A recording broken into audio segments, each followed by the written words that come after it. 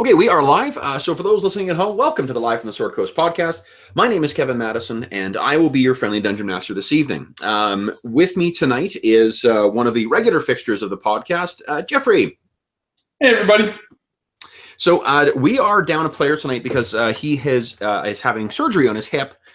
So we are going to have to take a break from our regular Wednesday Shadow of the Demon Lord campaign.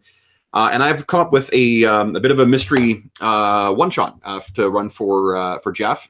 So Jeff doesn't know what we're playing yet. He knows that we require some dice and he needs pad of paper, but otherwise he's got no clue what he's playing.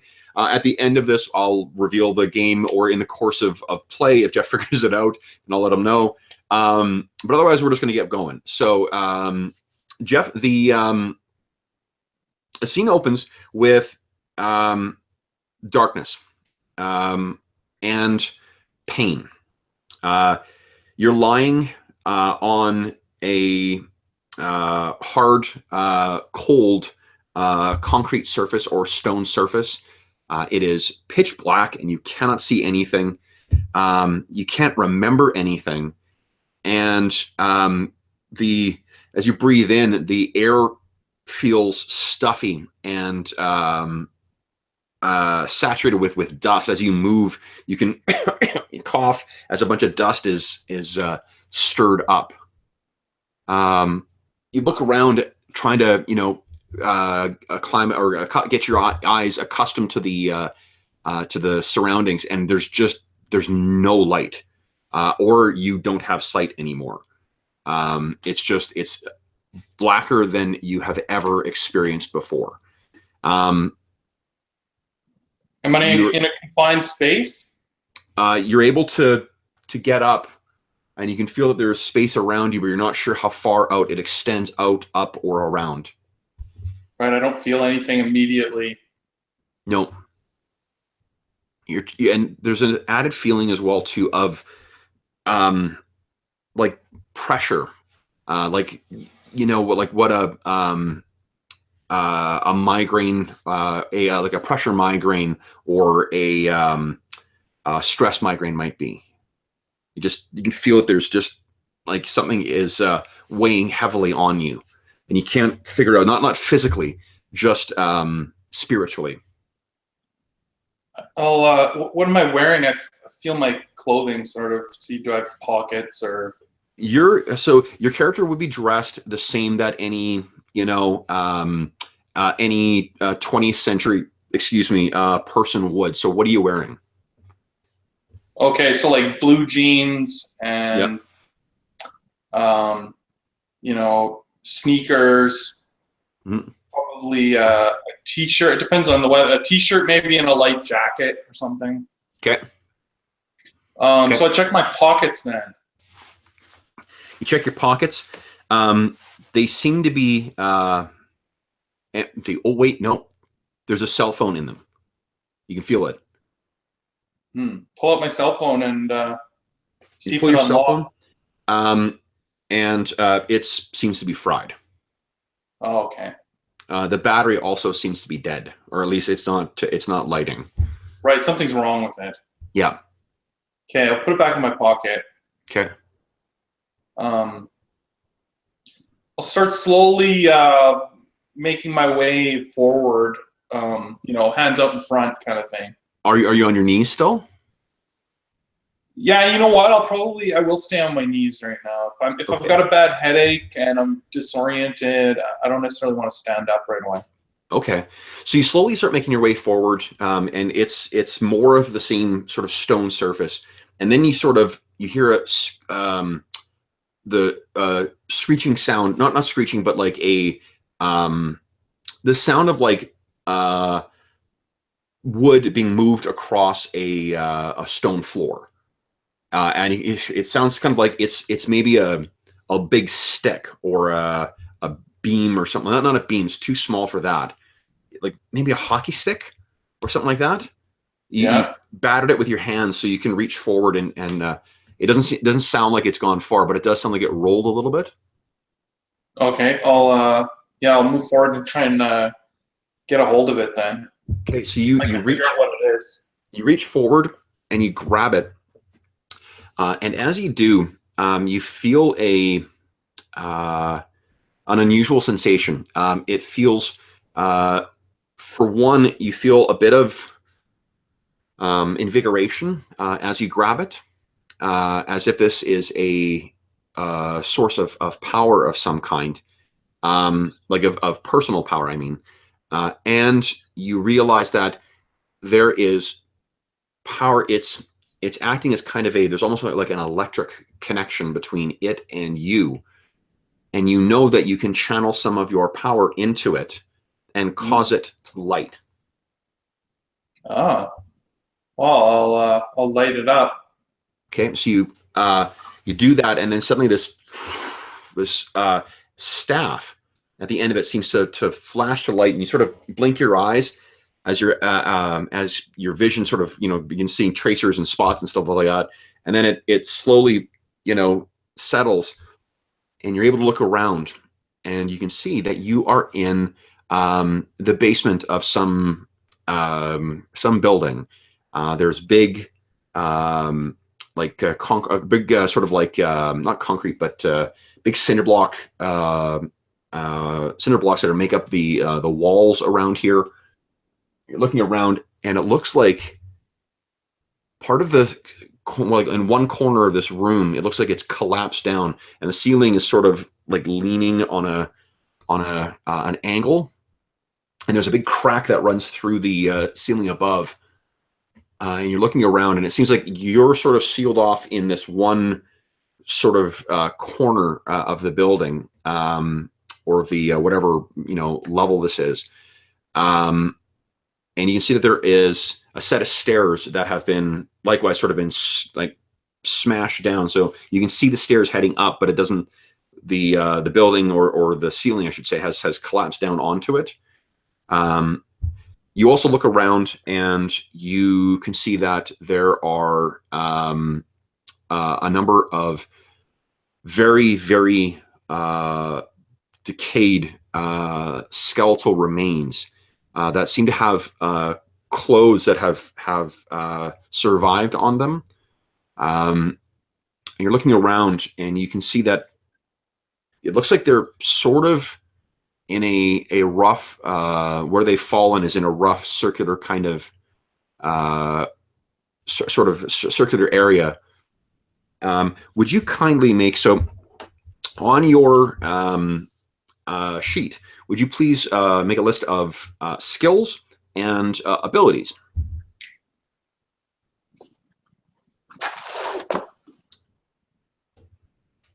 And under skills, would you please put notice at D8? So you have the skill notice at D8.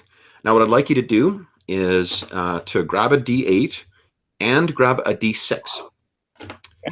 You're going to roll both of those, and you're going to look for the highest number among those two. If you roll the maximum on the dice, roll again and add it to it until you stop rolling the maximum. Okay. They're both a 3. Okay. So the target number is unless I say otherwise, is almost always going to be a 4. Okay. So that is you're sort of looking around, and unfortunately, it looks like you sort of crawled in a bit of a weird angle, so you can't tell if you were part of the circle or if you're in the middle of the circle or what. Right, like what relation in the position of the circle would I have been laying in? Would you also please on your character sheet write down PPE, so the letters P, P, and then E. Yeah. Write down 20 next to that. That is your maximum. And then would you please record your current PPE as, one sec here, as 18. Okay. You know instinctively as well that your light will now last for 30 minutes, and that you can fuel more PPE into there to make it last longer. Okay. You also know that your staff, or this staff, I should say, because you do know it's not yours. This doesn't belong to you. You also know that you can draw on an additional 10 PPE from this staff. It acts as kind of a reservoir. Oh, cool. So you look around. What do you want to do next? I'm gonna check some of the clothing and pockets of the other bodies. Okay. So you start sort of rooting around through the bodies. The bodies themselves, they do appear to be, as I said, sort of dressed in a similar to what you would consider contemporary clothing, but this looks like it's been decayed for, at least 100, maybe more years that this has been down here. They're caked with dust. As you're making your way around, would you make another notice check for me, please? See, there's something else you notice. Okay, I roll a 4 on the D8. All right. So when you're making your way around, you make your way to the second, to the second body, and then you sort of look back, and you notice that your footsteps have cleared out some of the dust that was on the ground, and it looks like there's some markings on the ground, you're not sure if it's been traced in or carved in, but there's some kind of markings that were covered or obscured by the layer of dust. Would you please add a skill called Knowledge Arcane at D8 as well, and then make a Knowledge Arcane check. And of course, you're going to add the D6 to it as well. Not add to it, but you can roll the D6 and take the highest of the two.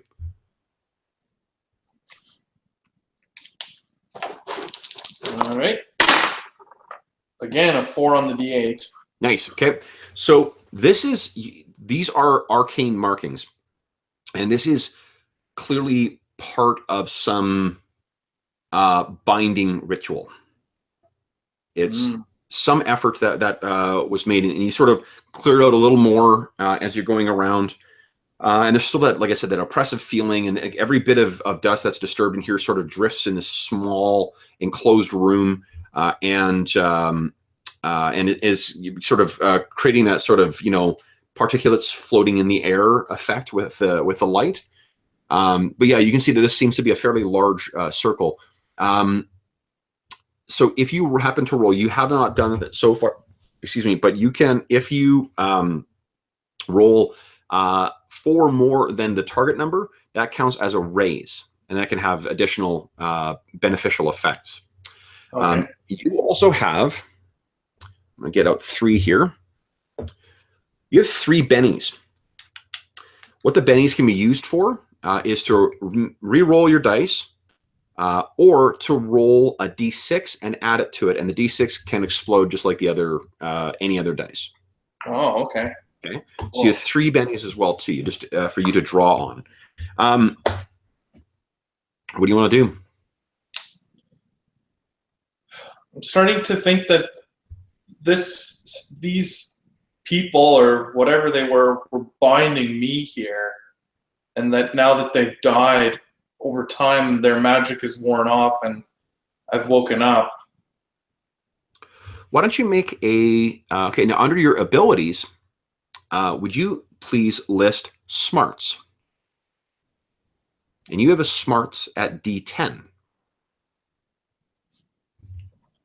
Would you kindly make a smarts check for me?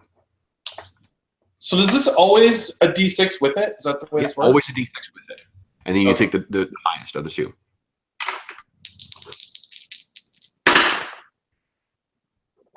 Again, that's a 4 on the D6. Okay. It's the intellectual part of your mind thinks that, but your gut tells you that's not the case. That these people were not your enemies. You feel more, I don't know, you feel like more these are allies. Would you make another notice check for me, please?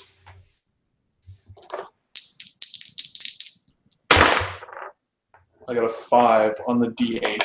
Great. Okay, so you sort of lean on the staff, and you're looking around, trying to take in, like, is there something else that would be a clue.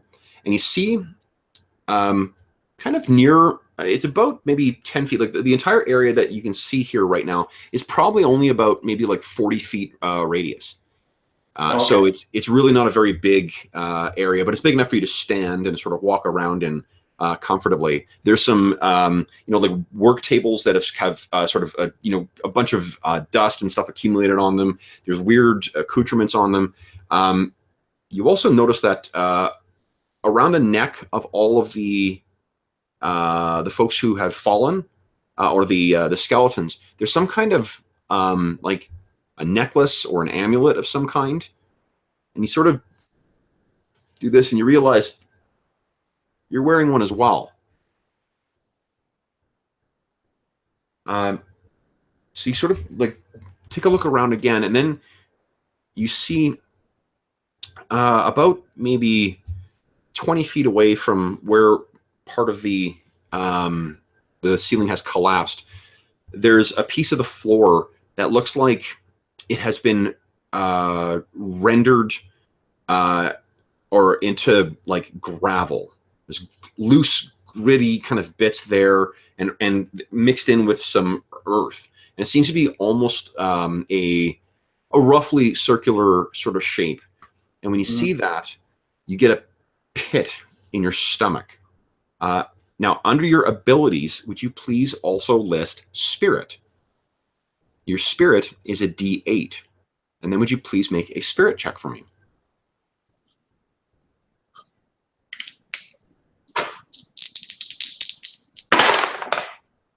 Five. Nice. Okay. So there is you almost can feel, like the fear, a cold sweat sort of sets in over you. For some reason, you are not, that does not set well with you. There's something really upsetting about seeing that that disturbed earth there, and the destroyed concrete. But you manage to keep it together. You don't suffer any sort of panic attack or anything like that. So you sort of grit your teeth. Incidentally, go ahead. I want to check my memory or my arcane knowledge to see if I should gather up the amulets from my fallen allies, or if I should leave them on the bodies. Sure. Go ahead and make another a knowledge arcane check for me, please. Okay. 5. If there is still power in them, then they may have some utility. Yeah. So to determine whether or not they are whether or not they have power, I'm just checking to see how you do this. Why don't you give me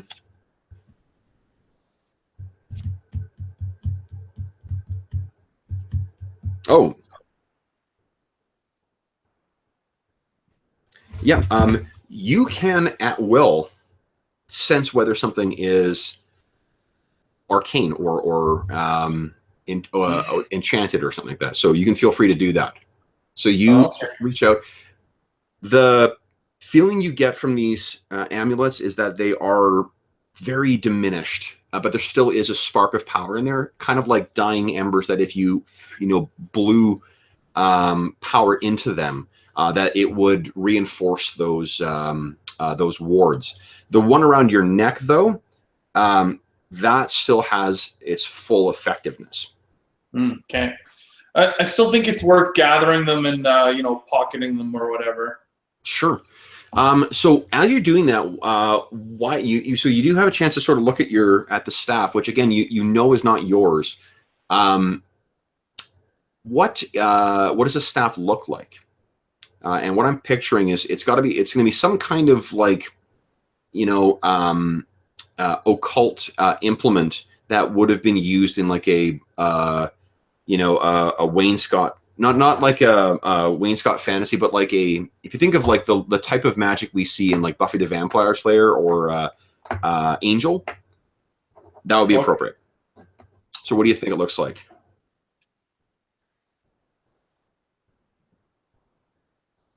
So I think it looks really old. like as if the wood is, extremely aged. Mostly made out of wood. Maybe there's an actual metal portion at the top, though. Sort Sure. of like intricately interwoven metal shape, sort of in the shape of a cube, but like intricately laced, sort of. Okay. Yeah, love it. Okay. So that's where I think maybe the light is emanating from as well, is from that, like within that cube. Yeah, right inside the cube.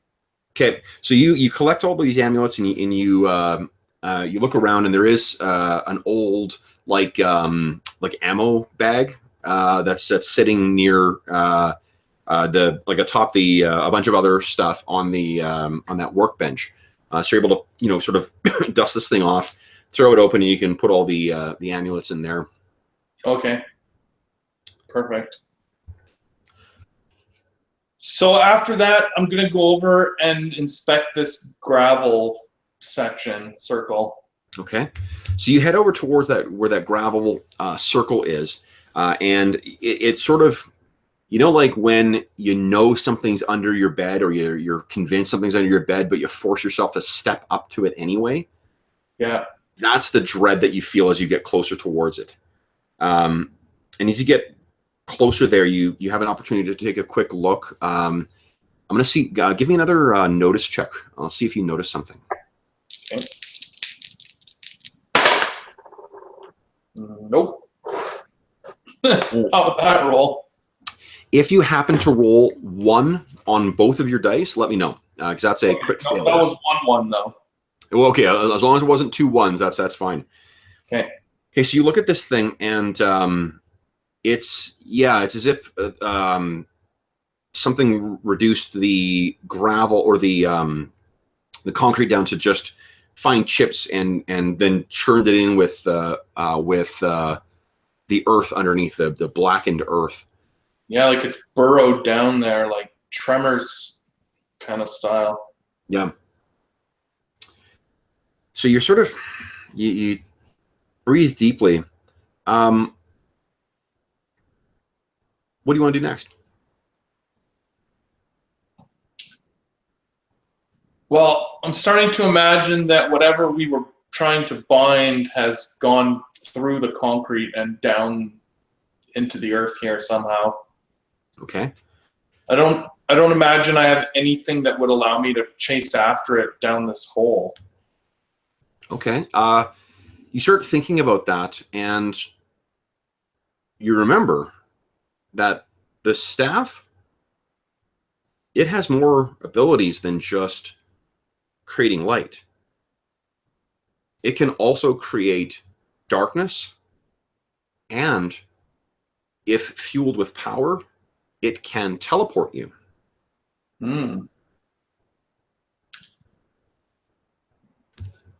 So do I have to know where I'm teleporting to, or how does it work? No, if you don't know where you're going, you make a smarts check, and that determines whether or not you teleport to trouble or not. Okay, so I'll attempt to teleport down. If there's a tunnel, your instincts tell you that there's more that, like, this staff does have some interesting powers, but you think you can do some stuff as well. You start sort of moving your hand, and as you're doing so, this sort of like little flecks of glowing blue energy sort of drift around your hand. And you know that for certain there are 2 different incantations that you can cast. One of them is a binding, not a binding, a protective enchantment. It's a warding spell that will effectively make you. It will protect you from, the attacks of enemies. Yeah. And you can also, there is some kind of like mystic bolt that you can shoot out too. Do you think that the bolt, what type of spell would that be, do you think? Do you think it would be like a fire thing or a force or sonic, acid, ice, electricity? Right, like what kind of elemental? Yeah, manifestation do you think it has?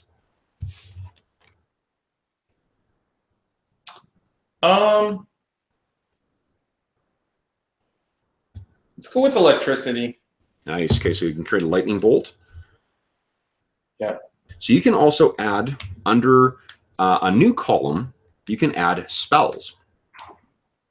One of your spells is bolt, which we find as a lightning bolt. One of your others is armor.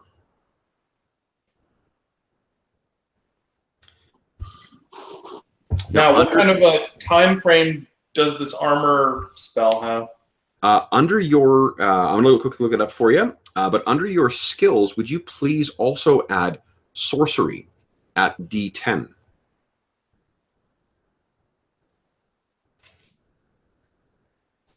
So armor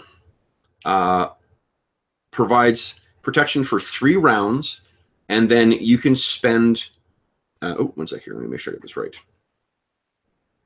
Yeah, like I just wanted to know if it was like a 2 minutes, a 10 minutes, or a 10 hours kind of thing. Sounds like it's a 2 minutes kind of thing.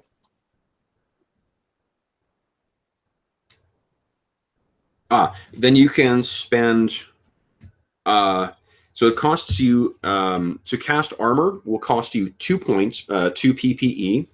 And then after 3 rounds, you can spend 1 point to maintain it. Okay. On a round-for-round basis. Yeah. Your bolt costs you 1 to cast a bolt that does 2d6 damage. But you can cast up to 3 by spending 1 per point. Or what you can do is spend 2 power points or 2 PPE and cast a single bolt of 3d6. So a really big lightning bolt where you can 3 cast. PPE, I get 3 2d6 bolts. Yes. And for 2, I get 1. What'd you say? 3d6. 1, 3. Okay. Yeah. So you also, now that you think of it, you also have some other spells. Now, which of these 3 do you think you have? Do you think you have the ability to befuddle the mind and confuse your enemies? Do you think you can invoke fear in your enemies? Or do you think you can create a zone of kind of telekinetic chaos that can toss enemies and whatnot around? So confusion, fear, or havoc? I think confusion. Confusion, okay. So under your spells, can you please add confusion? We'll talk about what that does in a moment. You also have another. Do you think you have the ability to cast a spell that will disguise yourself as someone else? Do you think you have the ability to cast a spell to turn yourself invisible? Or do you think you have the ability to cast a spell to make yourself so quick that you move twice as fast as normal? So disguise, invisibility, or quickness? I think speed. Okay, so go ahead and record quickness under your spells. And then finally, do you think you have a spell to put your enemies to sleep? Do you think you can cast a big blast, kind of like a ball that goes and covers a massive area? Do you think you can cast a spell to entangle your enemies somehow? Or do you think you have the ability to cast a spell and move things at a distance? So those would be slumber, blast, entangle, or telekinesis. I'm going to go with blast. Blast, okay. So then we'll very quickly just go through here. Your confusion costs you 1 point, 1 PPE. And what does that spell look like? If the things they suggest are things like hypnotic lights, brief illusions, loud noises. I'm gonna kind of go with like a lightning theme. Okay. I'd say that it like, does it have to have a visual component? Yes, does. Okay. Not necessarily. No, it's got some kind of sensory component to it. So it could be like a thunderclap, or it could be a, you know. Oh, okay. So I see what you're saying. It can't be invisible. No, it's got to be. There's a manifestation that comes with it. Yeah, let's say there's sort of like a rolling thunder sound, Nice. but like what it's actually doing is like messing with the electrical currents in people's brains. Love it. Okay, so you can call that whatever you like. We know what the power is, but you can call that spell whatever you like. Okay. Your quickness is overlooked it here.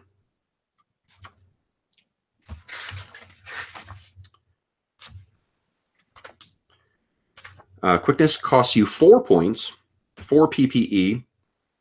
Duration is 3 rounds, and then you can spend 2 PPE per round after to maintain it. What it does is it gives you 2 actions per turn. Cool. And then your final one was Blast. Blast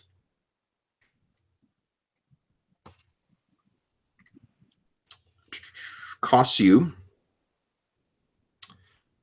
So it's covers what's called a medium burst template. So we'll just it's a certain amount of people who are included in it. We're not worrying about. We're doing theater of the mind tonight, not a map. So Yeah. covers an area. Everyone in the blast suffers 2d6 damage, and it costs you 2 PPE to cast it. And then what you can do is you can spend double that. So you can spend 4 points to make it do 3d6 damage, or to increase the size to a large burst template, so it hit even more things. Or you can spend triple, so 6, to do both of those things, do 3d6 and hit a large burst template. Okay. Okay. That also, incidentally, is a heavy weapon. There are certain things like, tanks or like armored doors or things like that that just cannot be affected by normal weapons. They have to be affected by heavy weapons. Blast Right, and is that counts as a heavy weapon. Yeah. So what do you think your blast looks like? Again, I think this is like lightning based. So it's like a big ball. It's like ball lightning, like, Okay. So it's an actual electrical charge, flies out, and then hits its thing and goes off like a grenade with bolts coming out of the radius. Awesome. Okay, cool. So that is what do you call it? That is the suite of spells that you have available to you. And just for flavor, so the armor would be like actual like electricity racing over me. And so if people try to attack it, whatever it's doing, if it's deflecting, or I'm not sure what the spell actually, the text does. But the same thing. I'll be right back. UPS is here. I'll be right back.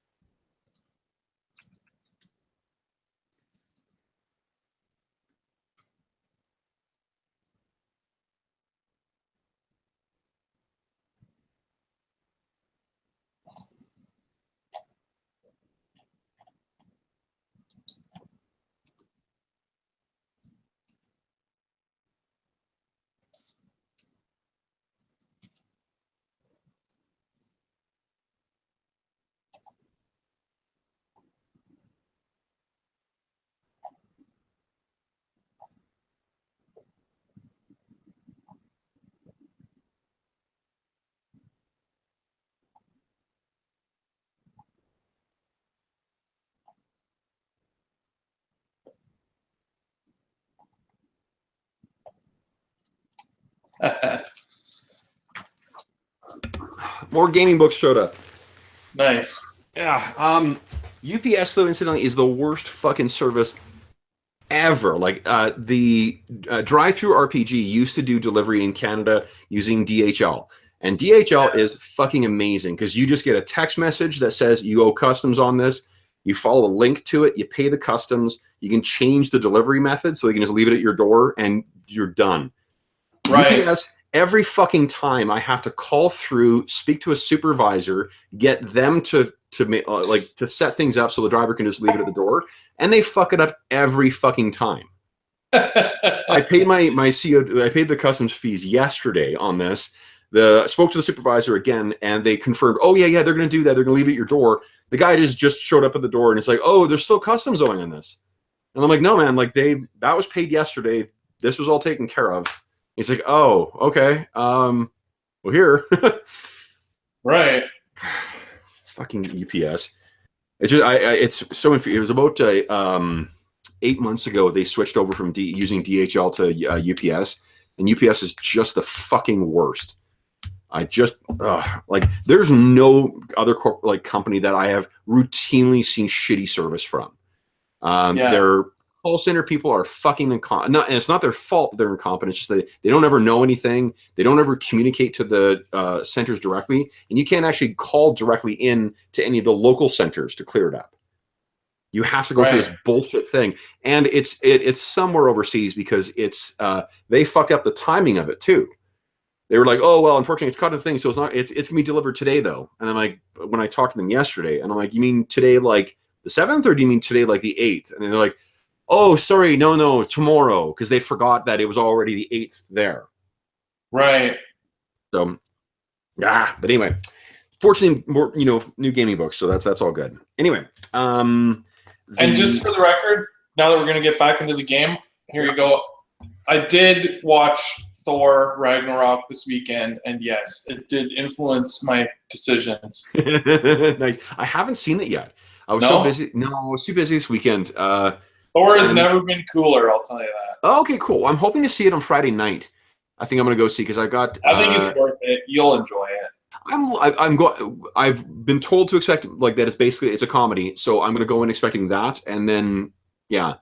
My friend Trev that was his one complaint. He's like, maybe too many jokes. I did watch War for the Planet of the Apes this weekend. That's part of the reason I was just lazy, and I was like, I'll watch this and things. I was really not a fan of that. Like, I loved the last one, Dawn. I can't remember whatever it was, Dawn or Rise. I don't remember which one it was. The one where Matt Reeves directed it. That one was fucking awesome. War for Planet of the Apes is just a bad. Like, it's. There's so much bad about it. Woody Harrelson's character is. Have you seen it? Yeah, I've seen it. Oh, okay. Woody Harrelson's character is terrible and like just not believable as a credible character. Spoilers for anyone listening at home too. Sorry. Steve Zahn's ape, that bad ape, he was cute for about 10 minutes and then just was grating as fuck for the rest of it. Shoehorning the reference to Nova was just the worst.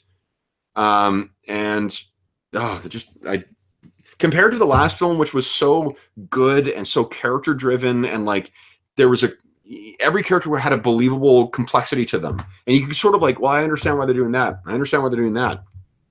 Woody Harrelson's character is a fucking cartoon in War, and then the way that they resolve that whole second army is just ridiculous. It's like that was a weird ending. It's just like. I liked that twist part, but I didn't like how they resolved that twist. I just, like as soon as they introduced the fact that it was a plague that was making the people not talk anymore, I'm like, as soon as that happened, I'm like, well, Woody Harrelson's going to get that because that's just, this film is terrible and this is exactly the way it's going to do. It's just so fucking stupid. Right. I compared to how well they handled Caesar's character in the last one, it's just awful in this one.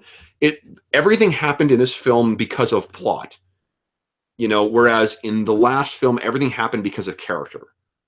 And in this one, like the fact that they were able to dig through concrete fucking walls in the sewer cistern with like almost no difficulty whatsoever and no tools, was just like, it asked an awful lot of me to keep going along with it. I'm already on board with the talking monkeys thing, but like, or talking apes, I suppose. Any primatologists out there may be angry. Anyway, enough of me bitching about that. So you have those. That's your slate of spells that you are able to cast, as well as the 2 that are accessible through your staff. And the 2 through your staff are light/obscure and teleportation. Now you're still feeling, as you're sort of sensing the magical energies too. It's feeling really fucking hard to keep it under control. Like, it's what used to be like you learned your spells and your occult knowledge from ritual and practice and study, and it's a very difficult, like, it's not an easy task. This is feeling like a combination of like a near beginner again, combined with just like the magic seems to want to get away from you as well. You are fortunately getting a benefit from holding the staff, though. With the staff in your hand, you have +1 to any spellcasting checks. Okay, cool. So, what are you going to do?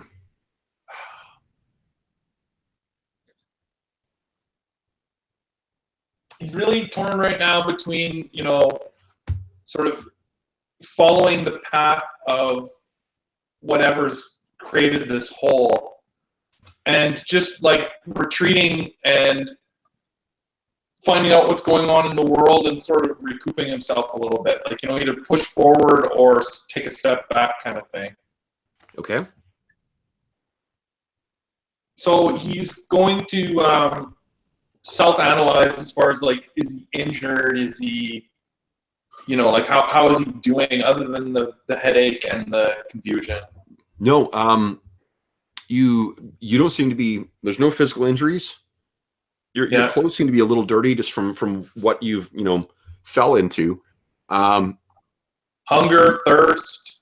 No, you don't seem to be hungry or thirsty. You're a little like your muscles ache a bit. And I mean, even you tell me, would your character is your character clean shaven, or does he have a mustache or a beard or something like that? I mean, typically clean shaven, typically. So okay, you don't even have a 5 o'clock shadow. It's like I've been in a stasis or something.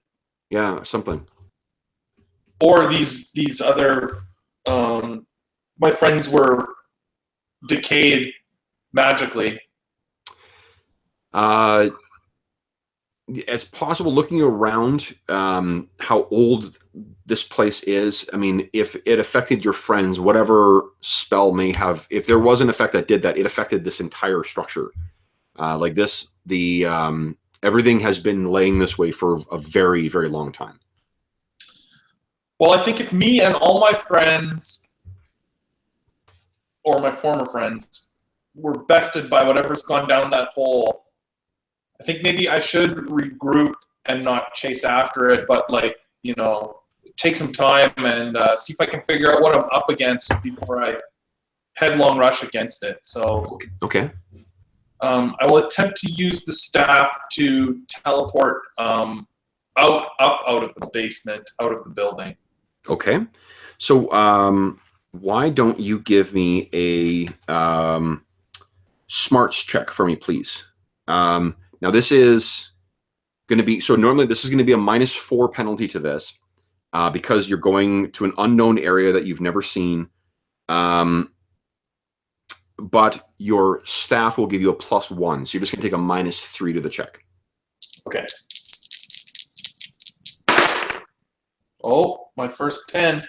Nice. And only a 1 added on, but still it's 11. 11 is, so 11 -3 is a 7, which is good enough.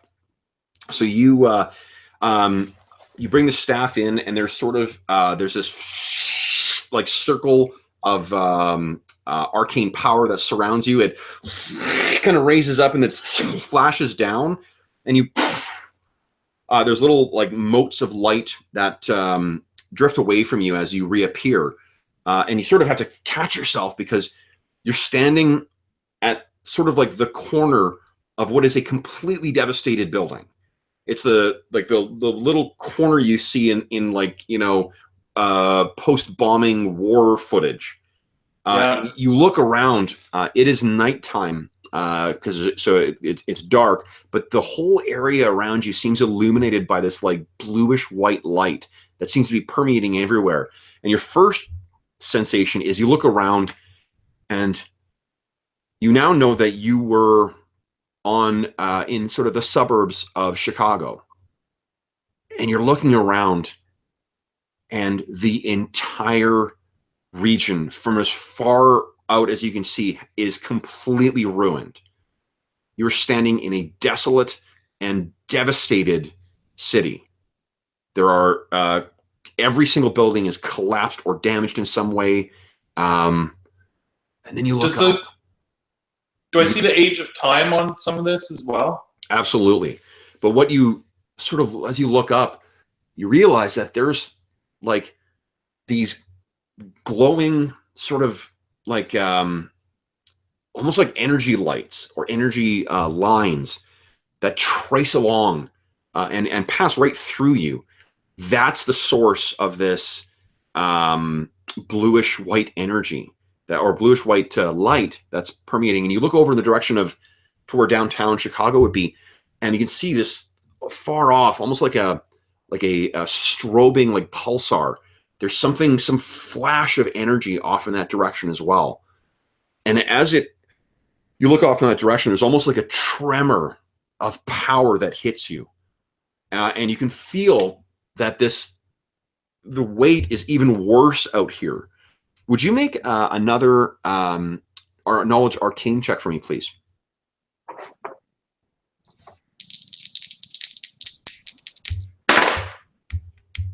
A 4. A 4 on the okay. D6. Yep, that's good enough. Holy shit! These are so. You know from your past that the Earth is crisscrossed by these things called ley lines or dragon lines. It's basically lines of magical power that trace themselves across psychic, magical or psychic power that traces itself across the Earth. You know that this particular location was chosen by you and your coven because it is on a ley line. But this is more powerful than you've ever experienced. It's almost to the point where it's overwhelming. But ley lines can be a source of power as well to you. You can draw from them to help fuel your magics. Right. So this is sort of like, you feel that maybe like the oppressive feeling you're getting is just the wash of magical power over you. And maybe if you open yourself up to it, that you will be able to draw on it. Okay, I'll try that. Okay, so why don't you make a sorcery check for me, please? And remember, you always get that extra D6 on it too. 7. Nice. All right, so you raise your hand up and sort of open yourself up to it, and there's sort of this rush of power. You can almost see lines of what looks like, maybe like arcing lightning, arcing along your hand as this rush hits you, and you gain 7 PPE. Now, your limit is not going to change, but what I'd like you to do is please put a bracket next to the 20 and put 60, and then end bracket. Whoa. And you sort of, I'm not going to make you keep rolling. Basically, you're able to draw on enough power to bring yourself up to 60 PPE. Holy crow. So you're just arcing with power. And as soon as you have opened yourself up to that pressure you were feeling is gone. And all you're really feeling now is like, it's the equivalent of kind of being on the crest of a wave on a surfboard, right? About to fall off, but just in complete control at that moment. So you look around, and it appears that um, the area is completely abandoned. What would you like to do? Um, are there any vehicles or anything around, any kind of transportation that I can see? Nothing that has survived. Everything is like ruined or smashed or whatever, or like covered in. You might be able to go down and take a look at some of the vehicles are sort of like covered in dust and stuff like that. Okay. How far away from this sort of uh, location that this ley line is flowing to do I think I am? You mean like towards the center of Chicago? Yeah. You would think that it's probably, I don't know, like 20 miles maybe at the most. Okay. It's not very far, relatively speaking. It's just that you're on foot. Would you make another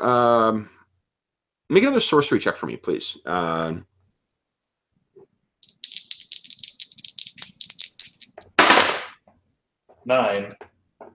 9K. Oh, that's awesome. So what you can sort of detect as you were tapped into there, is that the power that's coming from this ley line is fairly stable, but like holding at the end of a string under tension, you can feel that the energy closer to the center of Chicago is so wild and uncontrolled that it feels like it's unstable. It's dangerous. Yeah, there's something really like the supercharged nature of this power is scary. Is well, maybe scary isn't the thing. Intimidating is the right word. The chaos that sits at the end of that ley line is kind of scary. Yeah. Okay. So, can I remember where I lived? You can, yeah, and I mean you. Why don't you make a smarts check for me, and you're gonna get +2 to it because of your one of your abilities is that you have common knowledge. You get +2 to common knowledge rolls in relation to your geography. This game is there's a cool bit thing called common knowledge, which basically like if it's something that you might know in the campaign, you just make a smarts check and it'll determine whether or not your character knows that. So go ahead and make that check at +2. Okay. 9. Oh yeah, easily. You can think like, oh shit, like it's probably I'm gonna think like for a walk, it's maybe I don't know, maybe about a 20-minute walk. Okay. Maybe well, it would normally be about a 20-minute walk. Like most, people live in the 20th century. You drive everywhere. Actually, you know what? You take a moment to sort of look and see if you can see where you parked. You can't see it. At least your vehicle isn't there. Right. Well, by the judge of time that's gone on, I mean, if my vehicle was there, it would have been towed or looted or something at this point. Yeah. So even, I'm thinking I had an apartment. It would have been rented out to someone else. My stuff would be gone. There's probably nothing to find there anyway. Sure. So you are standing at about the second story, I think. That's where you've manifested. And there's no obvious way down. So you're probably going to have to either climb or teleport again to get yourself down from here. Right. Okay. Did my coven or whatever we're called, did we have some kind of a stronghold or something? Or is that what this is? You get the sense that this, whatever binding thing you were doing, this was the place to do it. And you get the sense that you were not, judging from the fact that the staff isn't yours, it was likely someone else who was leading it. Right.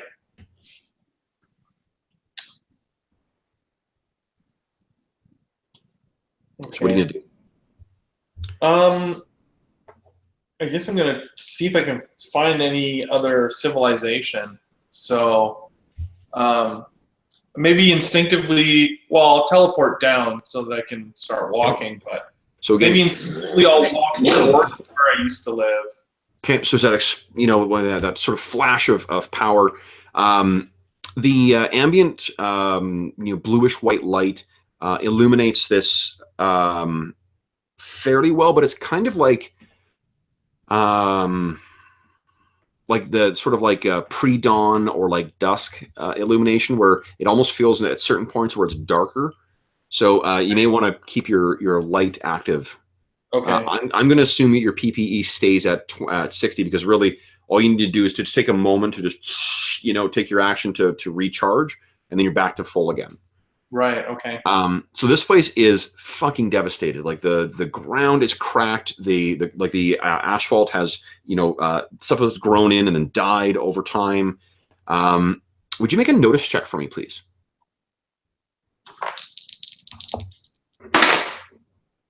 5. Okay, so you get down there and you sort of just to see if you can be save yourself some effort. You sort of clear off some of the dust on one of the cars to look inside, and you realize this is a model you've never seen before, and it has a distinctly like futuristic kind of look to it. I know that sounds like a pretty shitty description, but like, you know what I mean? Like when the first time that we started seeing cars that looked in that sort of shape that all cars look now, it would be that sort of experience of like, this doesn't look like anything I've ever seen before. And it's old as well. So imagine like if you, that I was in that basement for a long time. Yeah. So you're sort of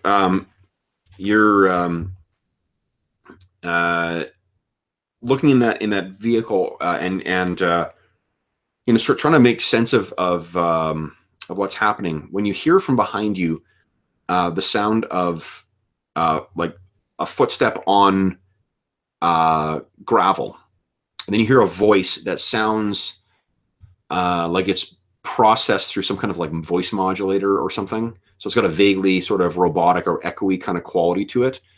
It says in English, but with a bit of an unusual accent. Don't move, DB. Drop the staff.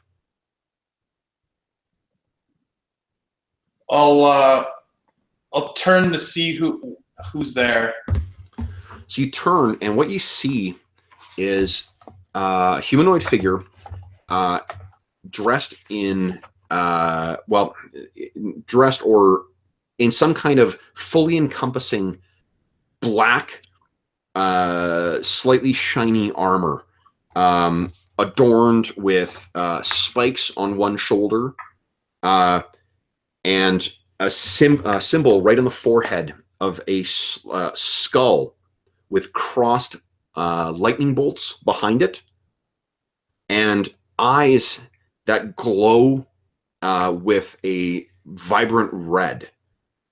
And in their hands, or in this thing's hands, is a rifle that is pointed directly at you, and it doesn't look like any rifle you've ever seen before. It's again looks like something from a sci-fi show.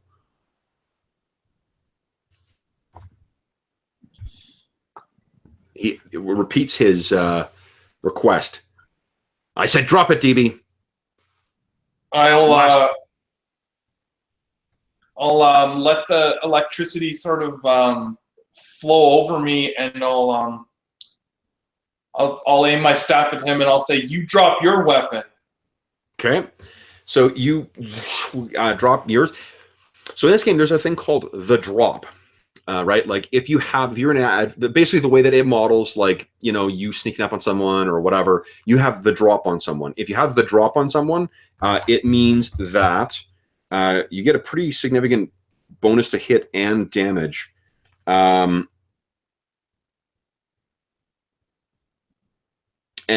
it's assumed that you're holding an action to attack if if they do anything. So right. I just mentioned that so you're not shocked that if you do that, this guy's likely going to open fire, and you're thinking to yourself that you didn't actually activate your protective ward. Right.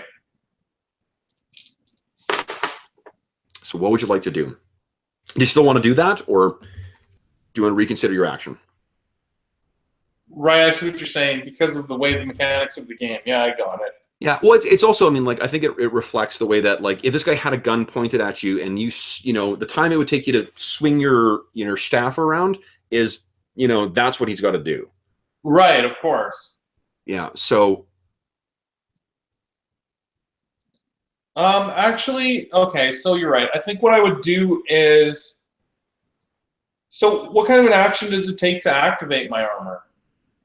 That would be just a normal action, and it'll be what I'm going to get you guys to do, I think, is because what I'm gonna do is I'm gonna say, oh, okay, and I'm gonna go to put my staff on the ground and actually set it down. But as I'm standing up from that action, I'm going to cast my armor. Okay. So you do that, and then what I'll do is I'll get you to make a okay, so under your skills, can you please add as well stealth at D4? And I'll get you to make a stealth against his notice, and whoever rolls highest. Okay.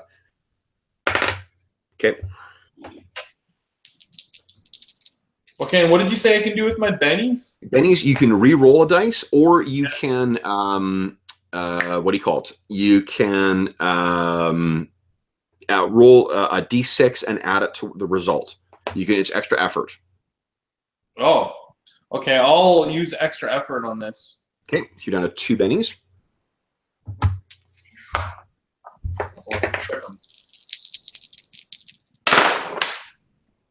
Okay, so I rolled an 8 total then.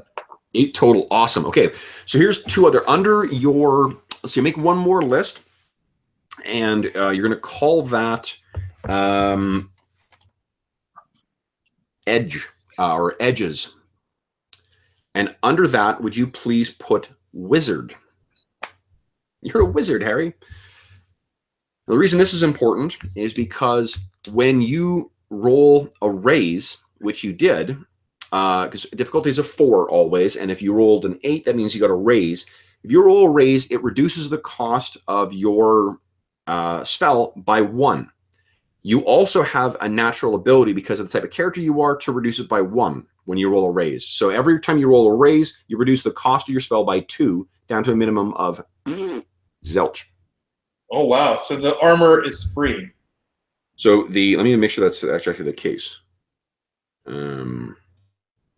mean, in this scene, it probably won't matter because I have 60 PPE. Yeah, and you're going to be able to draw your draw power back in at a. Yeah, it can reduce it to 0. You just need to have the power available to be able to cast it. So yeah. So also because you rolled a raise, and here's something else that that happens. So remember how I told you how your armor spell worked? Yeah. Turns out there's actually because of where you have found yourself, you're able to supercharge your magic and do a mega version of that. Your mega version is actually greater armor. So it actually costs you 5 power points or 5 PPE, but that's reduced by 2, so it only costs you 3.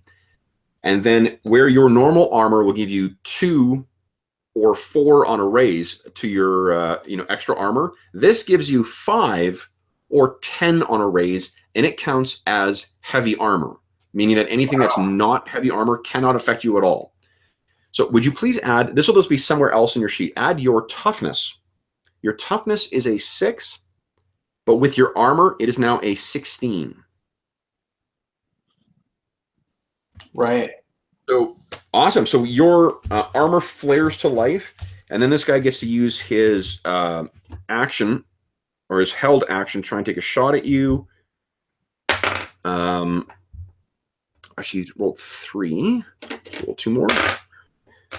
So this thing starts flashing out these bolts of light at you, but your lightning armor that sort of surrounds you,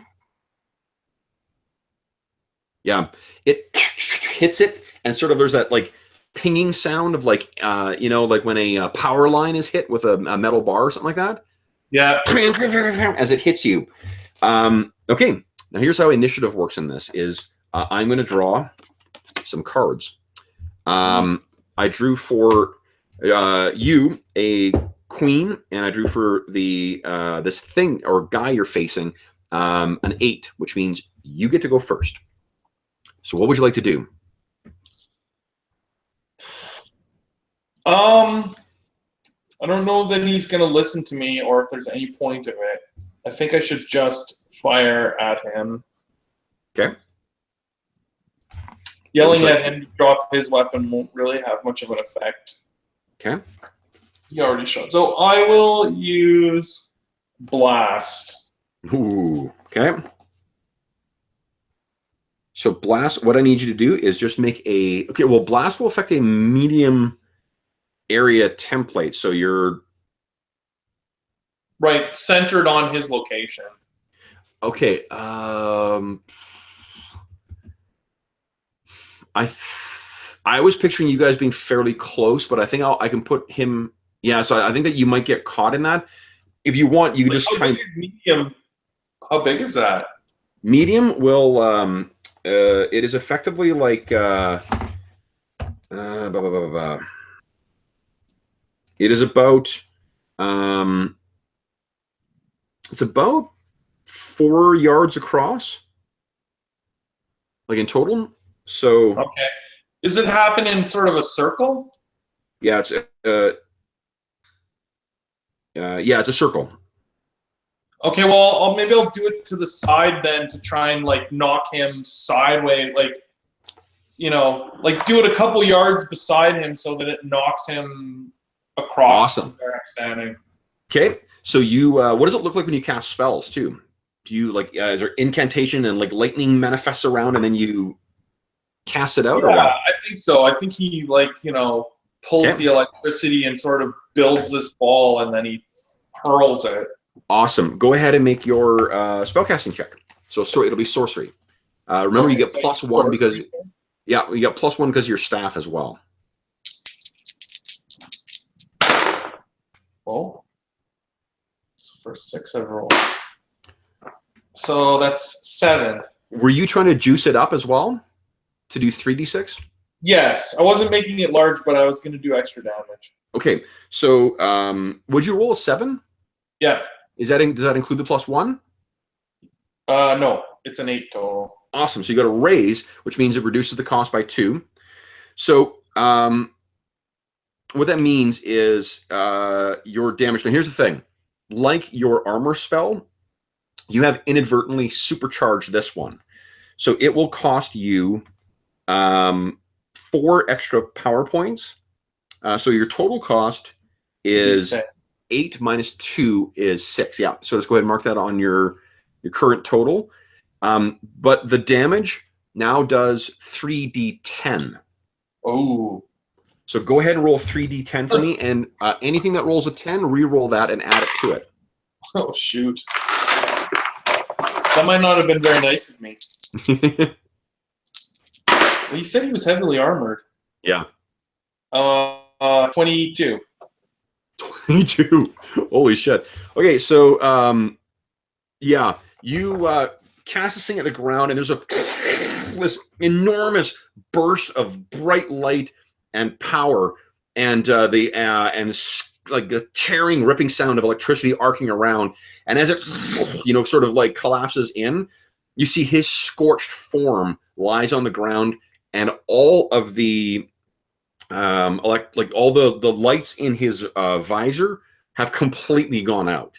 So you fried all the electricity or all the electrical systems in him as well too.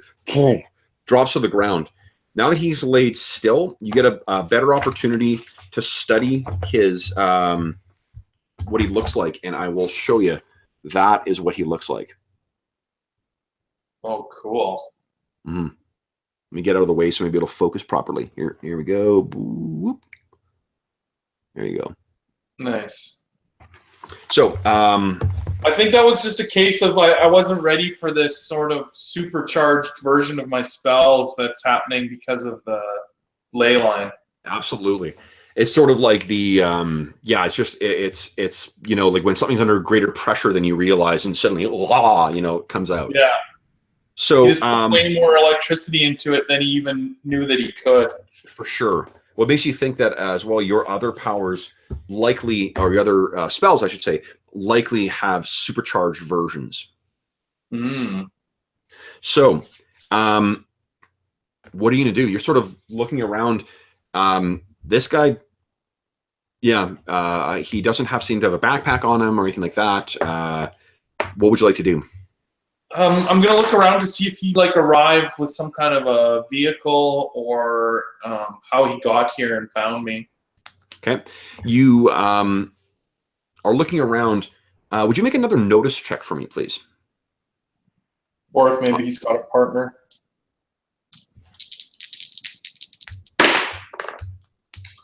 Six. 6. Okay, so you can hear that there are the sound of sort of like rattle, rattle, rattle, rattle. The sounds of more armored forms coming from where you are right now. You're sort of at right near an intersection, or what was, you know, once an intersection of two streets. There are two ruined, what used to be apartment buildings nearby, and then between the two of them is what used to be some kind of clearing, or maybe a pathway or something. It's from between those two buildings you can hear someone or some things coming towards you. And you think you can hear some voices as well, too. What would you like to do? I'm gonna, you know, think to myself, well, let's see what happens when I cast this, and I'll activate my quickness spell. Awesome. So go ahead and make your spellcasting check.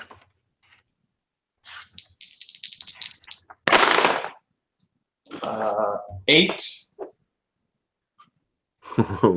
Okay, so you succeed with a raise, so it reduces the cost by 2 again. So as before, you kind of get a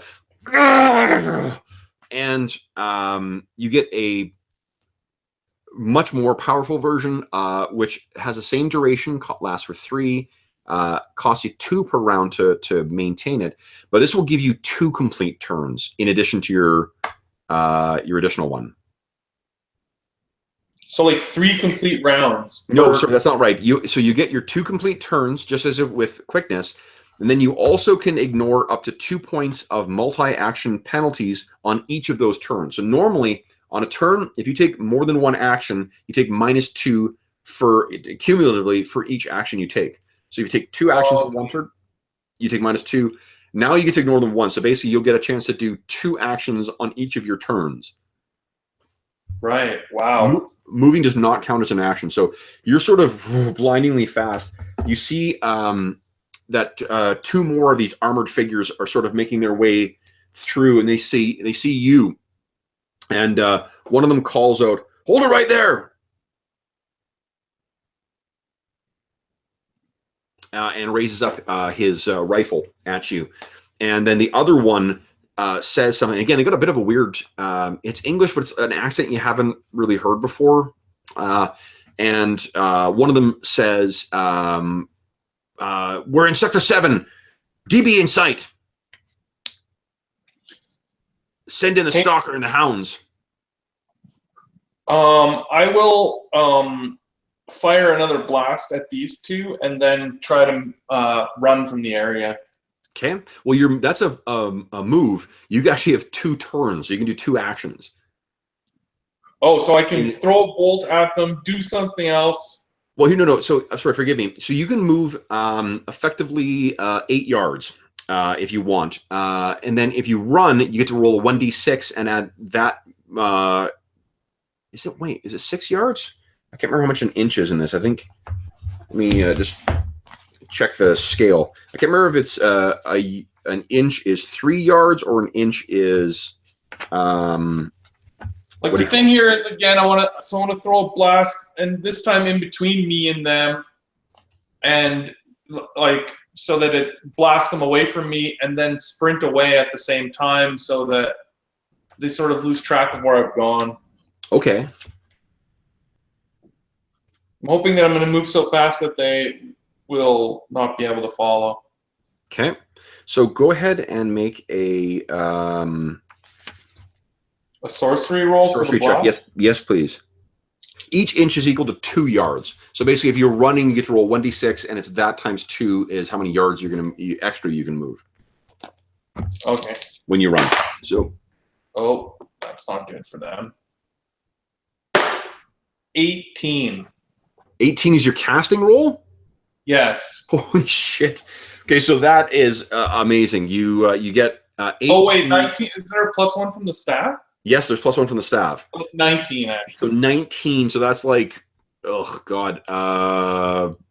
Minus like, 4 is 15, so that's like 3 raises. Yeah. Okay, so you're, it's not reduced by 1 for each raise. It's just if you get raises, then that's it. So your casting cost is reduced by 2. It again costs you, I think it was 6 was the total. Yeah. But go ahead and roll 3d10 for damage.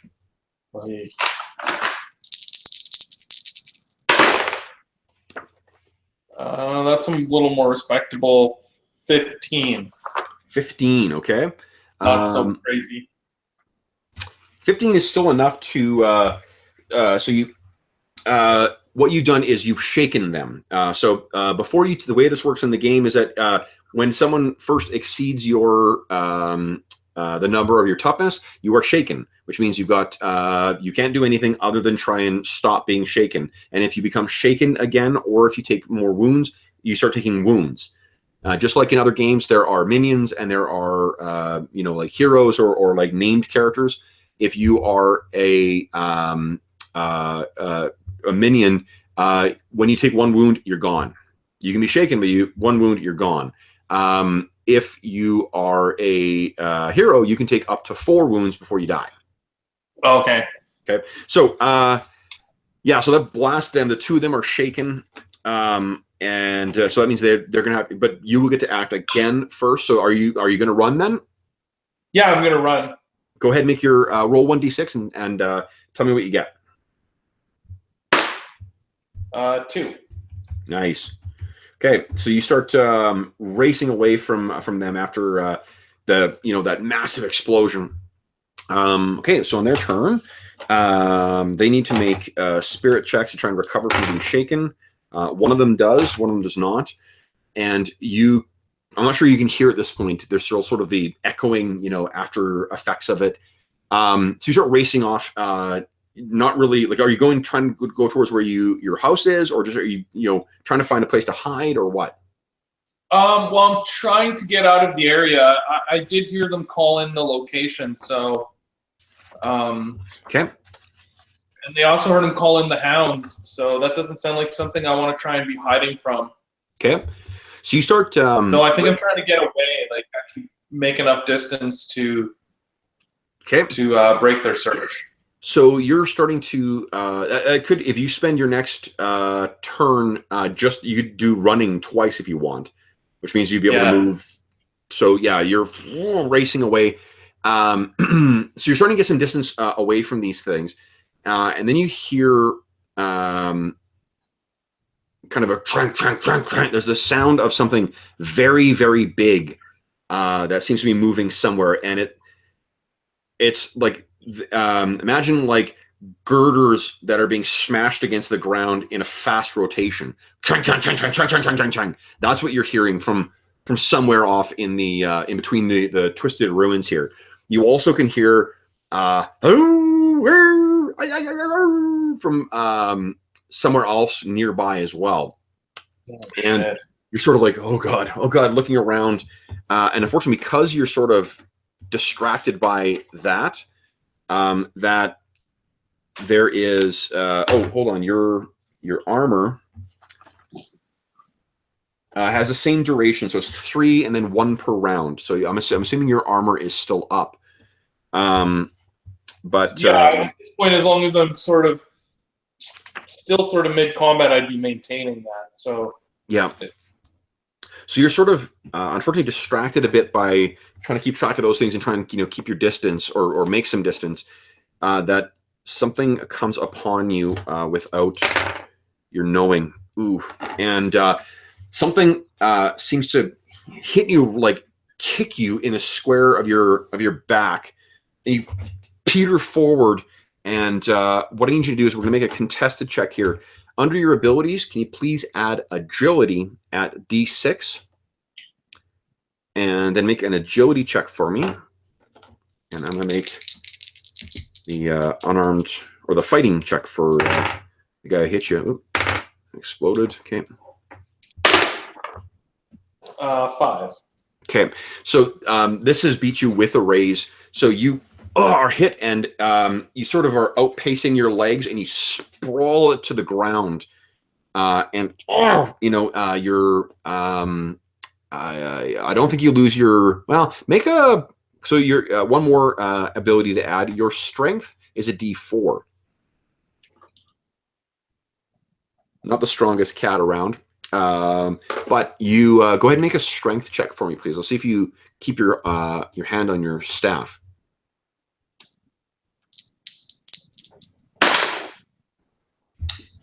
Nope, that's a 2.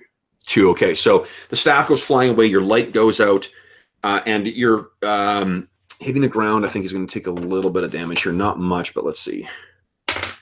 Does not pierce your armor. No. So you hit the ground, and fortunately your armor does protect you, but you can hear the barking of dogs as 2 other things leap on top of you and pull your arms behind you. They're just stronger than you, and you're sort of like trying to get free. And unfortunately, without your arms being free, you cannot cast any spells. You can maintain your spells, but you cannot cast them. It also means you won't be able to draw in power from the ley lines either, because you do need free hands to do that. So you're sort of face down right now. Are you, trying to look behind you and see what you see? Yeah, I think so. So you're looking around, and you think you're in some sort of nightmare for a moment, because you look up, and for the life of you, you think it's 2 dogs wearing armor, like humanoid things, but with dog heads that are forcing you down. And there's another one, a smaller, like stuntier one that looks like a terrier, that comes up and kind of is snarling at you. And it's wearing the same black, sort of like weird spiked armor. And you see, they have hands? They have humanoid, like their bodies are completely humanoid, but it's just their heads. Just their heads are dogs. Okay. Yeah. And they've got you on the ground, and then this other armored figure kind of strides next to you, like as if he's, the cock of the walk, and he hits the side of his armor, and he brings his helmet off, and he's humanoid, and he looks human, but he's either got really bizarre makeup on, or he looks completely unlike any human you've seen before, because his eyes are completely opaque. He seems to have like blackened growths or like blackened stains around his eyes that sort of trace out like like those sort of like blue bruises you see sometimes at that like Mikhail Gorbachev type thing. Yeah. But this is jet black, and it sort of goes out around, and he has 1 second here, pointed teeth as well. But he speaks in that same strangely accented English. Oh, and he's perfectly bald as well, and he looks very, very pale. He says, "Just settle down there, DB. Just settle down. You've been caught now. Don't make it worse." Who the hell are you? Your worst nightmare. Coalition patrol. All right, put him down. And you see this sort of out of the corner of your eye. You see something coming in. One of the dogs. This one looks like it's maybe like based off of like a Rottweiler, stockier, a big blocky head. It goes in, and there's some kind of like injection, like a gun type thing. Brings to your neck, and then your head swims, and you pass out. You come to the sound of conversation, and you sort of get your head up, your eyes are a little woozy.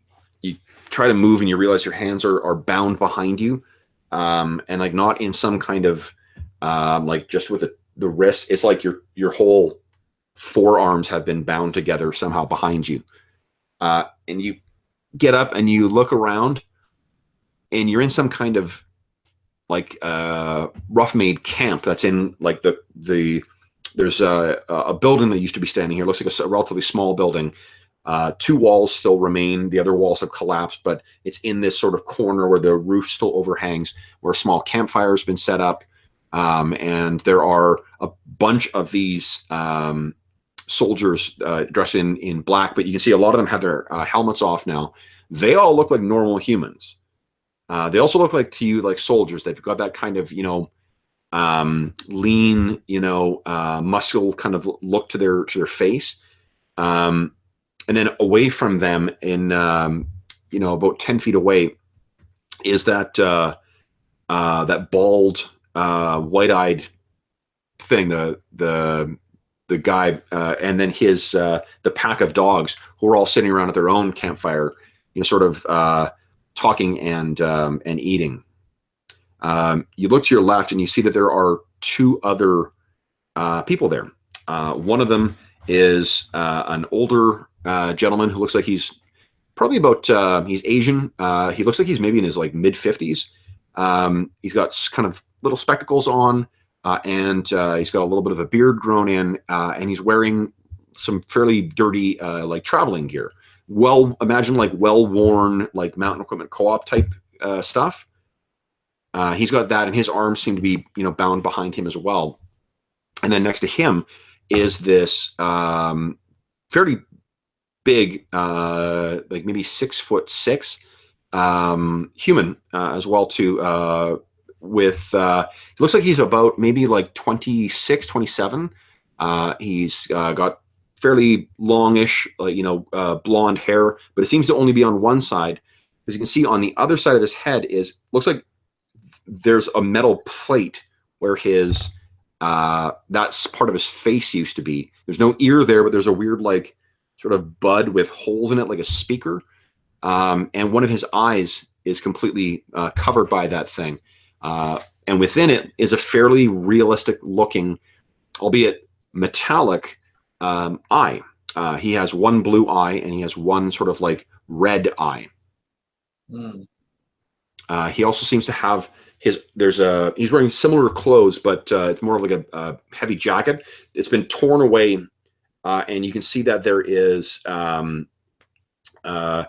looks like there's broken or twisted machinery inside, and you realize that his arms are sort of bound in front of him.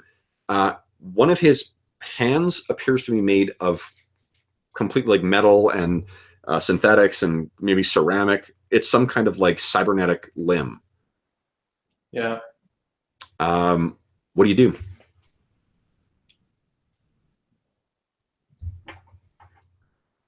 I look at them and I say, "Where are we?"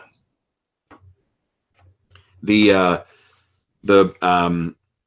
younger guy sort of looks over at you and then doesn't say anything. The older guy turns to you and says, "You're up."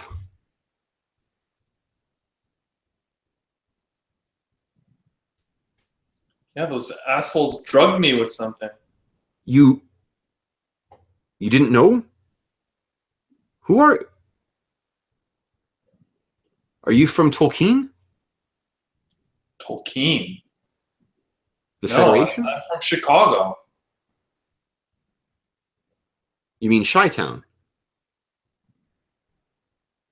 I don't know anyone who calls it Chi-Town. Then you came through the rift then. I don't know. This is very exciting. Very exciting. But, and he sort of, one of the soldiers dressed in black armor sort of looks over and he sort of realizes that he's drawing attention and then sort of looks back down at the ground and then sort of surreptitiously sort of says, I'm sorry, this is exciting, but this must be very confusing for you. Tell me, where did you come from? a building on whatever, West 43rd Street or whatever it's called. So you were in old Chicago, Yeah. and you're here now. That seems to be the case. What do you remember? I don't remember anything. I remember waking up in a basement surrounded by a bunch of old decaying bodies, and Why did as soon as I came out on the street, I was beset by these jerks. They normally don't treat anyone that harshly unless... Are you a burster? I don't know. What's a burster? A mind melter? I don't think so. A walker? Are you a walker? Are you a sorcerer? Well, you might call me a sorcerer. Oh, I would not say that too loudly if I were you. Better if you were a melter or a burster. At least the deadheads don't kill them on sight. They'll tag them. They'll press them into service, of course, with the coalition, but they won't shoot them. I'm surprised they didn't shoot you if you're a walker. But you came from elsewhere. We thought something might have come through the rift. That's why we came, you see, me and Wyatt. What's your name?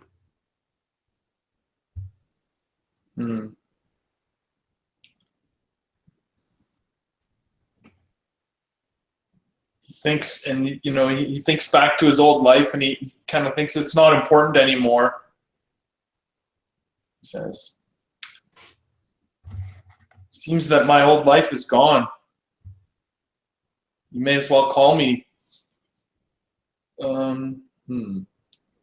Sam."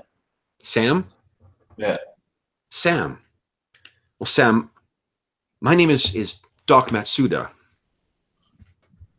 It's Douglas, but everyone calls me Doc. And this is just Wyatt. Wyatt was my protection, you see. Unfortunately, the deadheads got a drop on us, and fearsome as he may be, there are too many of them, and of course, you hear this thwunk, thwunk, that same clanking sound, and then you see around the corner comes this thing that's like, it's about 30 feet tall at its highest, and it looks to the life of you like if a skull sprouted, a black metallic skull sprouted spidery legs, like 6 legs. I know spider's 8, but 6 legs that sort of drove this thing along, and it walks around the corner. So they have that as well. Tell me, did you let them know that that you're a walker? I do think that they saw some things that they may not be able to explain otherwise. What brought you here? Did you come with anything else? Did you follow something? Did you intend to come? I didn't intend to come, that's for sure. There was something that we were attempting to bind. Would you make another smarts check for me? Smarts. 6. 6. Oh, awesome. Yeah, you know what? There was something you were trying to bind. Now, maybe that knock to the head has helped you, but there was something you were trying to bind. It was a herald of some kind. Mm-hmm. It was a first wriggling finger trying to reach through a crack from some unfathomably powerful extra-dimensional threat that was trying to make its way in and you were trying to push it back, but something went horribly wrong. And you know that it manifested. You have a recollection of muscle and sinew and power and stones. And are those stones rolling? You sort of look down and you see these stones begin to sort of like rolling at their own accord in this sort of in this direction. They're relatively small, little bits of rubble, but they're not like circular either. Some of them, it's sort of a clumsy sort of thing. This fills you with dread. What do you do?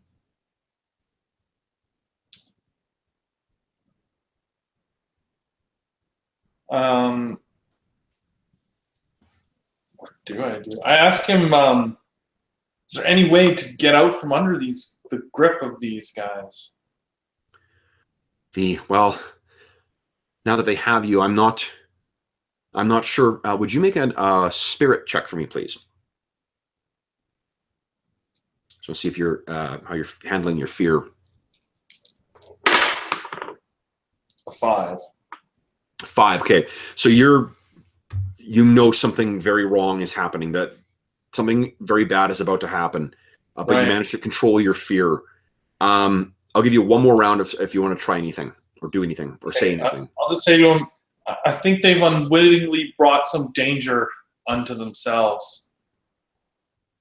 Doc Matsuda seems like he's about to ask something when suddenly there's this sound of like splitting stone as there's a explosion that sends one of the campfires flying up, and there's a flurry of motion and there's screams from the deadheads as something is attacking them.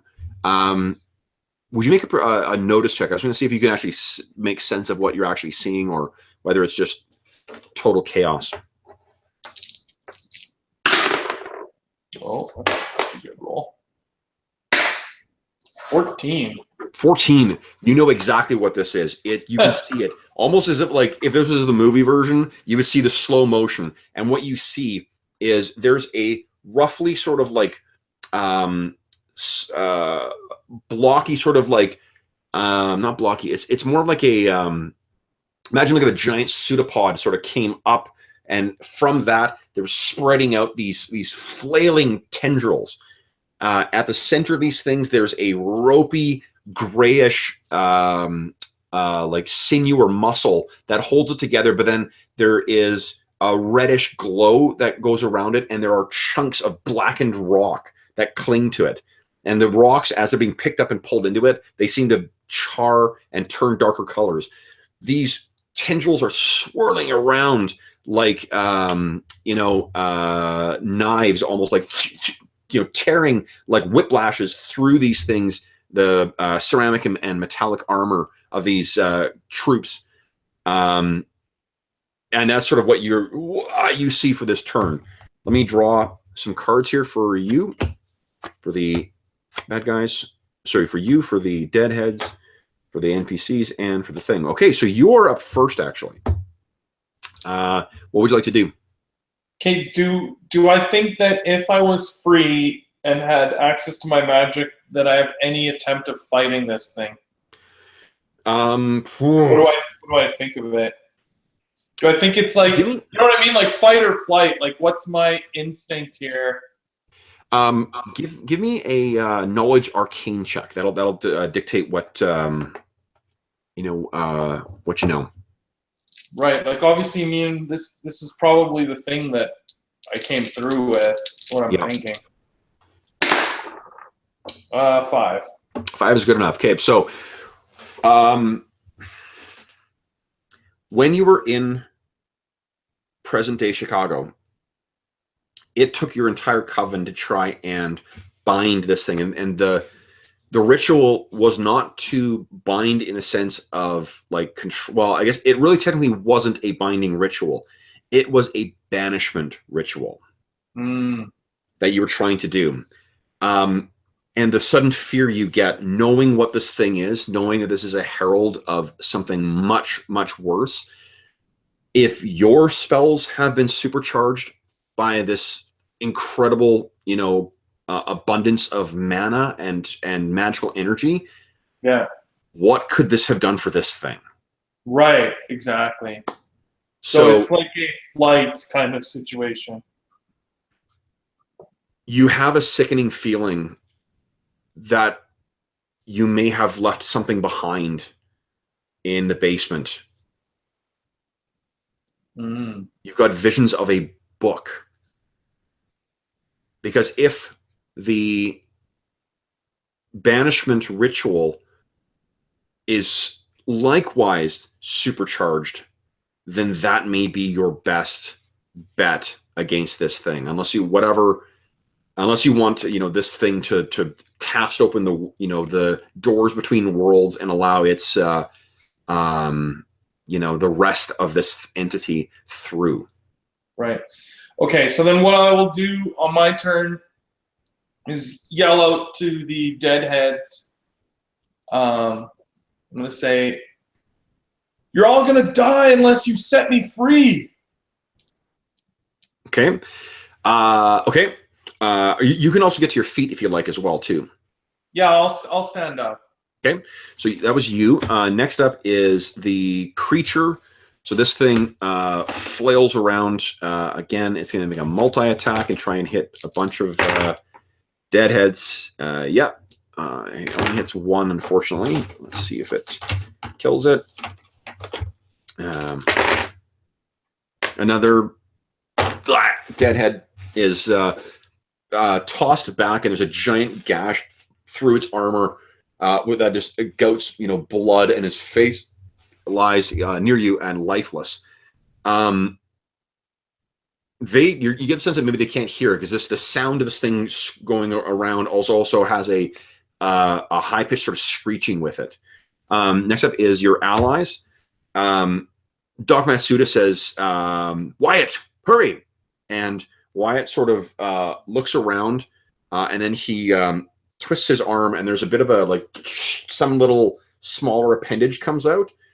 It ducks into the thing that's securing his arms together. You can hear a and then it pops open, and the manacles drop to the ground. That's it for him. Doc Matsuda sort of scrambles to his feet and walks over to, brings his manacles over, turning his back towards Wyatt to have him free him. And then the final things that go is the the deadheads, and that giant skull thing kind of repositions itself. And you realize now that there are two massive cannons on either side of the head. It actually looks like this. Sweet. And then this thing is training on them, and you can see there's a hum that comes from the side. Let's see how they do here.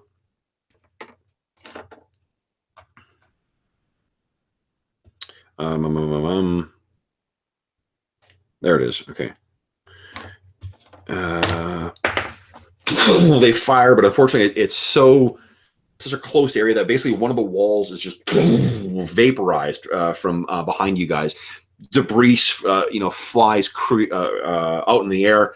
And you can see as some of the debris flies around that creature, it's pulled into the maelstrom of, muscle, and stone tendrils, blackened again like the rest of the stones as it's pulled in. So that is the end of the round. Next round, you, Coalition, monster. All right, so the monster goes first this time. The monster, it sort of continues swirling around, and then it kind of suddenly drops down and disappears as if it's under the disappears underneath the ground, leaving that same sort of circular disturbance that you initially saw when you woke up. Right. And there's sort of a pregnant pause for a moment, and then you see it explode up from underneath that walker. and you can hear the horrible sound of screeching and sparks flying and the tearing of metal as it's pulling its way inside. Next up is you. What are you going to do? I'm going to present my back to Wyatt so that he can remove my manacles, hopefully. He's going to go next. Do you want to hold your action until he goes? Oh, I could. Because he can do a multi-action and just take a penalty and try and get both yours and Doc Matsuda's manacles open. Yeah, sure. That makes sense. Okay. Let's make a check for him. He gets a huge bonus because of some cybernetics he's got. Okay, so yeah, they're both, you're free now. So you can go ahead and take your full turn. Doc Matsuda sort of falls forward a little bit and grabs his wrists, and then it's your turn. Okay, so if I activate the quickness spell, does it take effect immediately and I get another action, or do I wait until the next turn to actually gain the extra? No, it's the next turn. Okay. Wait, let me double check that. Let me make sure. I'm not doing that wrong. Yeah, because I mean I can see arguments for both ways, where that you spend one of your turns. Yeah, like it's sort of a. I mean, I guess if it takes a full turn to cast, then it would use up your whole turn. No, I'll let you do. Yeah, 2 turns on your turn. Because one of your actions will have been taken up casting the spell. Right. Oh, because I can do. I could take a multi-action. You could take a multi-action, which would give you a -2 on the casting check. But that would let you do 2 things with your first action, and then you could do multi-actions without penalty on your second action. Right. Remember, if you're using the superior version of quickness, the supercharged version, you get, in addition to getting an extra turn, you also get that that benefit of what do you call it? Of acting ignoring the first multi-action penalty. Well, really, the only other thing I want to do is I want to say to Doc and Wyatt, I want to say, did they bring a staff when they brought me? You can see this. Oh, make a notice check. Just I'm assuming that's something you also looked for when you came to. Okay. So I'll let you retroactively do that for free. So, okay, yeah, you spotted it. It's right near, sort of like, it's closer to where the actually, you know where it's near is where that the bald white skin. Yeah, white, freaky dude is. Yeah, and the hounds, they are running in towards where this creature is, by the way, too. Okay. So they sort of had grabbed their shit and were coming in to try and engage this thing. Okay, so I'll make the sorcery roll for the quickness spell. Okay. Oh yeah, the D6s explode as well, right? It does, yep. Yep, so that's an 8. Nice. So it's a raise, which means it costs you 2 less. So it costs you 6 mana or 6 PPE to cast it. And yeah, you've got an extra turn here, and you can take multi-action without taking any penalty. Okay, well, what I want to do is get to that staff. Okay, so you can get there with a regular move. You're not going to have to run. So you still have 2.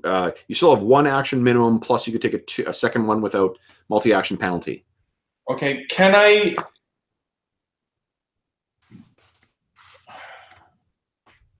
The question is, so how do I know how far this teleport spell will go? Here, judging from how your what do you call it? How the supercharge how it worked before, assuming you can do the same with this, you can basically, the way a teleport spell works is you can just dump as much power into it as you want, up to the limits of your your PPE pool, and the more you put into it, the farther you get to teleport. Oh, I see. Yeah, if you supercharge it, it will, for every 5 PPE that you put into it, you will teleport 40 yards or 60 yards on a raise if you get a raise on the casting. Okay. So you have currently what, like 50 PPE left, I think? Yeah, roughly. Roughly 50. So you could effectively go for like 400 yards or 600 yards, depending on how effective your or how effective blah, blah, blah, Whether I got a raise or how not. successful, yeah, whether you get a raise or not. Another thing too is you can bring up to 5 other with a supercharged version. You can bring up to 5 other people without any kind of penalty. Right. Okay. So then it's worth moving. Do I have to be within range of them? Like within a certain range of the people I bring with me? Let's see. I'm going to say they're with, as long as you can sort of see them within close distance, that's good enough. Okay, well then I will use the staff and teleport myself and Doc and Wyatt. Okay. So what I need you to do first is to make a well. Let's cast it. Let's do the casting first and see how that goes. You got +1 to your spellcasting check from your staff. So that's a 6. It's a 6. Remember, you could spin a Benny if you want to add a D6 to that. You can do that after you roll. Okay, yeah, let's do that because it's close. Yeah. Yeah, and I rolled a 5. So nice. Okay, so you got a raise, which means that you can go up to 600 yards. Now let's make a smarts check and see. This is again with a -4, but a +1 because of your because it's a spellcasting thing. So -3 to your roll. You need to get a 4 or higher to avoid trouble. oh. That is a 8. Nice. So it's exactly what you needed. So this time the power begins to sort of flare around all 3 of you, like each of you individually, and you hear that that, what do you call it? That thing. Another thing, the white skinned guy says, "No, they're casting," and that's drowned out by the sound of your, the light coming up and then exploding down, and you suddenly appear safely in a ruined field that looks like maybe it was once a sports field. So there's there's ruined houses nearby. There's a ruined school nearby as well. But there still is like a baseball diamond that still is standing. You're exhausted. You feel completely drained from that spell. But you can again just sort of open yourself up and begin to draw more PPE into yourself. And okay. I don't have to actually be on the ley line to do that. No, you just need to be within a certain. You need to be. It's your spirit dice. So 8 times 3. So that is. Let me think here. It'd be times 6 to be that many yards. So as long as you're within about 50 yards of a ley line, you can just draw that power in as an action. Oh, okay. Okay, so you sort of recharge yourself, and Dr. Matsuda says, "Well, I'm glad to be away from there. I wish we had grabbed my equipment before we left, but what was that thing?" I think that's a herald. It must be what brought me through the rift here. Herald? You mean that is the harbinger of something worse? That's what me and my friends believed back in our time. Wyatt steps forward and he says, "We escaped without any weaponry."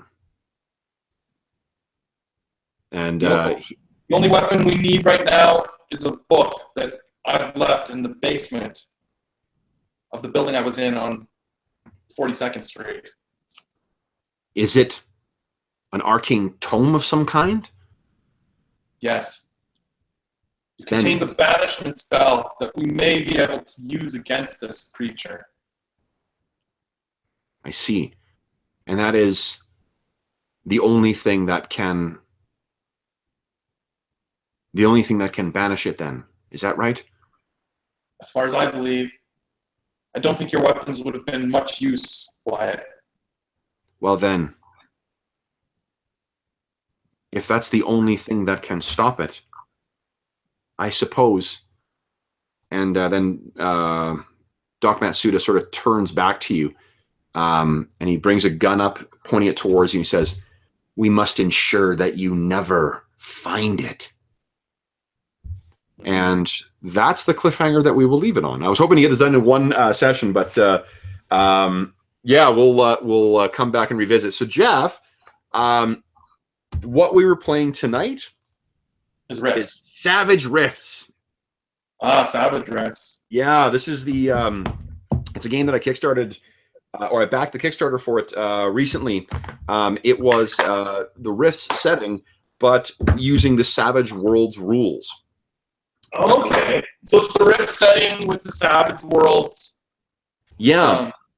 Cool. Like Savage, up until the this is the first like licensed product that they've allowed for Rifts. That's not true. There's one other thing, but it was a fucking called Manhunter that was terrible. That was in the late 90s. This is the first like alternate rule system they've allowed for it, and they released the Tomorrow Legion guide. Yeah, so the player's guide, DM's guide, and then Book O Monsters for it. And it's it's been sitting on my shelf waiting to see some play. And then I think if I hadn't had the break where I had to get UPS and my ranting afterwards, and we hadn't had to explain the rules a little further, we would have been able to get through this full adventure. But yeah, and then the rules, of course, we used were Savage Worlds rules, which we played before in. Well, you've played before with other settings, right? And you played Deadlands before. Yeah. Yeah. Yeah, I was going to say it was. That's what I thought it was for a bit, and then I also as the story developed, then I thought it was Rifts, and so that's where it was confusing. Well, I couldn't remember how much familiarity you had with Rifts too, because I know Brent Brent has a bunch of the books for it, and he's talked about running it before, but I wasn't sure if he'd ever actually run the game. Brent loves Rifts, and he's talked about it to me many times. I've never played it. Yeah, it's well, to be honest, like the default rules like that are with the original version of Rifts, they're not terribly well written, and they haven't aged terribly well. They're extraordinarily like interpretive. Like you have to make up a bunch of shit to make the rules make sense. Yeah. It's just not a it's very much a product of its time, and they've made like the rule system was really created in the 80s to go with like the original Palladium role-playing game and Teenage Mutant Ninja Turtles and Other Strangeness and Robotech, and then they've made no changes really to it since that time. Brent always loves settings more than the game more than the game rules of the games. Totally, and that's the thing. Like Rifts is one of those settings that is just because it's a kitchen sink setting and you can have anything you can picture in there. It's a cool game.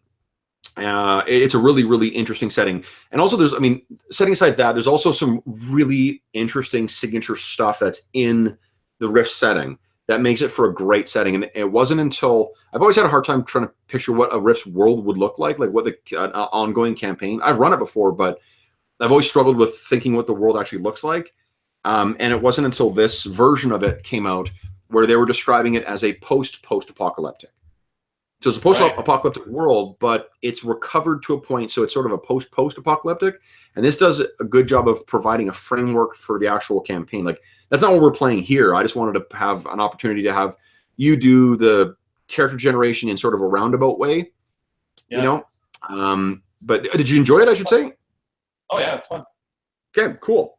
Then we will have to, so the next time Steve is unavailable, we will finish this off then with Sam, the ley line walker, and see if you can deal with this predicament you find yourself in. Yeah, I think so, sorry? I said I think Sam's in big trouble. Sam is in big trouble, yeah. So for those listening at home, we hope you enjoyed this surprise. I will relabel the video so that it correctly describes this as being a Savage Rifts one-shot, or I guess two-shot. But if you have any questions, comments, or concerns, or if I fucked up the rules in some way, I didn't talk about them an awful lot, so I'm not sure that would be apparent, but please don't hesitate to leave a comment in the comment section, and I will endeavor to respond at a quick time. Next week, we expect to be back to our Shadow the Demon Lord campaign, where there are Aduans transpiring. But if Steve is unavailable then, we'll have an opportunity to finish this off then instead. So thanks for watching. We hope you enjoyed, and we will see you again soon.